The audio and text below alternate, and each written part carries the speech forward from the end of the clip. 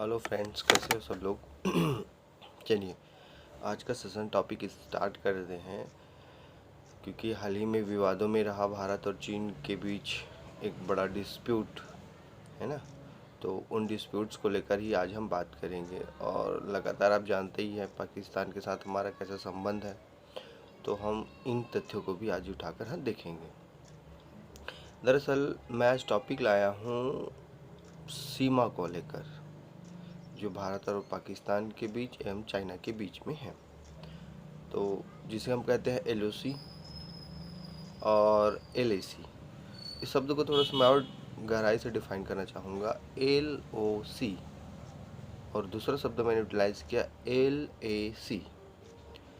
तो LOC और LAC दोनों में क्या डिफरेंस है, बेसिक तौर पर ये समझने की कोशिश करेंगे। ठीक है।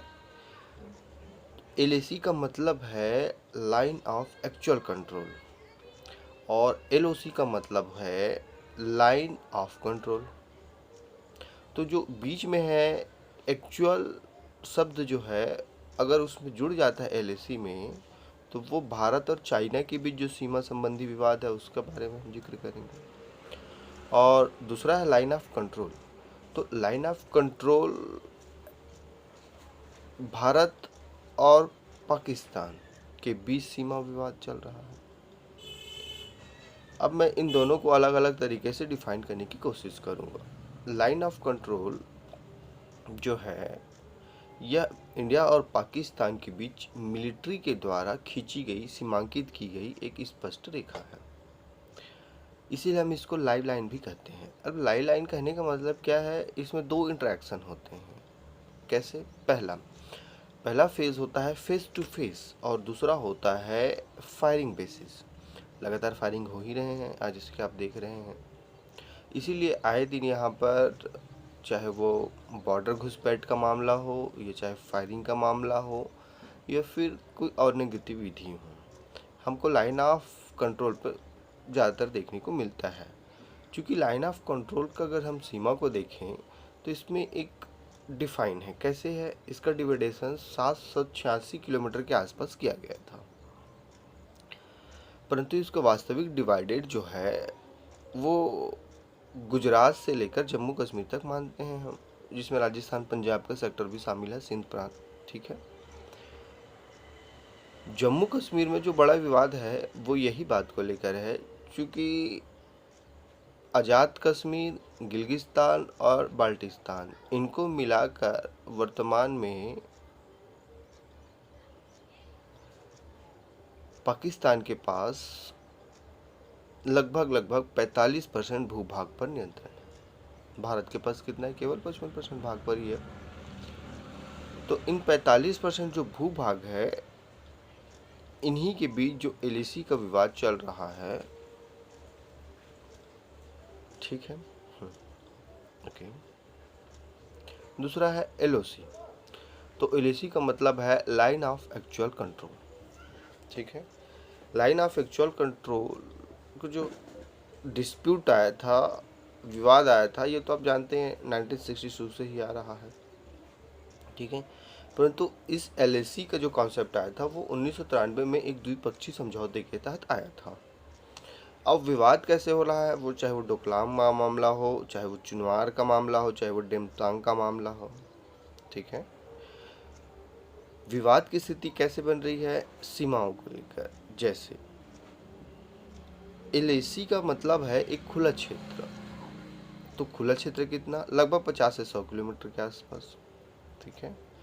भारतीय सरकार मानती है कि जो सेक्टर है, खुला क्षेत्र है, ये लगभग 3488 किलोमीटर का क्षेत्र है। लेकिन वहीं पे चीनी सरकार का कहना है कि यह केवल 2000 किलोमीटर का एरिया है। तो भारतीय सरकार और चीनी सरकार इसी बात पे विवादित हैं, और इसीलिए चूँकि LAC के एक छोर पर चीनी सैनिक, दूसरे छोर पर भारतीय सैनिक, तो दोनों सैनिकों के बीच आपसी टकराव की स्थिति में,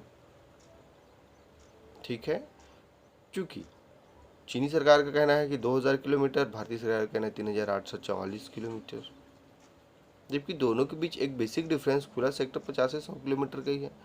तो जो भी सरकार के सैनिक इस लाइन ऑफ एक्चुअल कंट्रोल पर नियंत्रण करने की कोशिश करते हैं तो उस देश की सेना उसको रोकने का प्रयत्न करती है, और यही एक वास्तविक मुद्दा है इनके बीच। ठीक है ना। अब अगर हम एलएसी को ही डिवाइड कर लेते हैं ना, अब कहेंगे कि सर डोकलाम का ही मामला तो यहाँ चल रहा है, कश्मीर में जाना कैसे आ गया, है ना। तो एलओसी के दरअसल 3 सेक्टर को हम डिवाइड कर देते हैं, हिमालय के आधार पर ही डिवाइड करते हैं। ठीक है। सबसे पहला है इसका पश्चिमी भाग, दूसरा है इसका मध्य भाग, और तीसरा है इसका पूर्वी भाग। तो पश्चिमी भाग का मतलब ही है लद्दाख का क्षेत्र।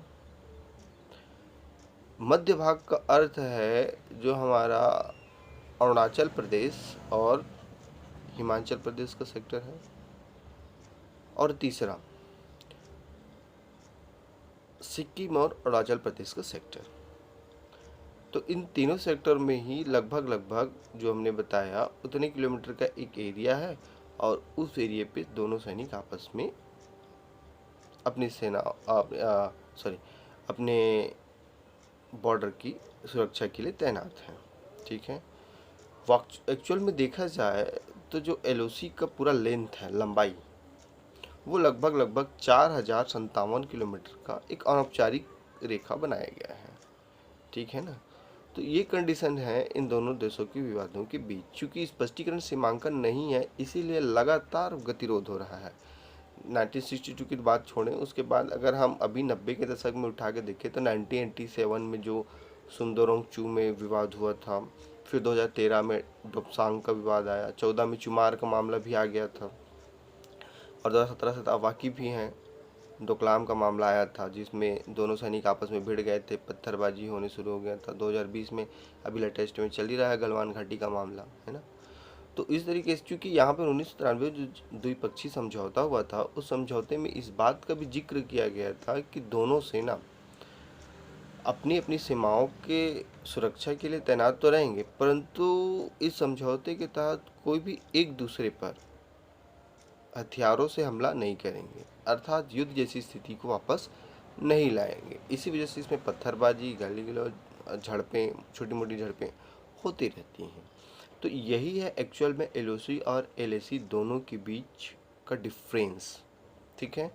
लाइन ऑफ कंट्रोल और लाइन ऑफ एक्चुअल कंट्रोल। तो लाइन ऑफ कंट्रोल यानी भारत और पाकिस्तान के बीच, और line of actual control Bharat और चाइना के बीच सीमा संबंधी विवाद है। दोनों का मैंने बताया आपको, एक बार मैं फिर से रिपीट कर दूं, एलएसी का जो टोटल लंबाई है वो 776 किलोमीटर है, और एलएसी का जो लाइन है वो लगभग 4057 किलोमीटर के आसपास है। ठीक है। चलिए मिलते हैं।